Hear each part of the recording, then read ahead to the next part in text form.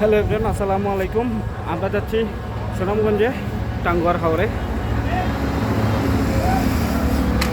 এ হচ্ছে আমাদের ভাই বাদার জসিম ভাই, সাইফুল, জাহিদ, রায়হান।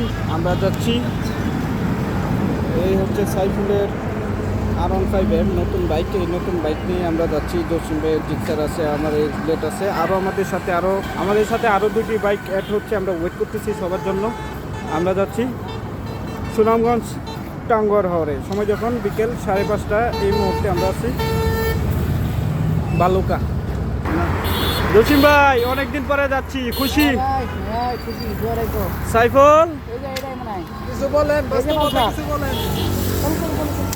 আমাদের সবাই চলে আসছে।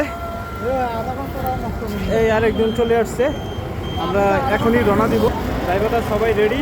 অনেকদিন পরে যাচ্ছি, এবারে ফার্স্ট সুনামগঞ্জে নীলাদ্রি লেক, তারপরে আশেপাশে যা আছে সব কিছুই ঘুরবো।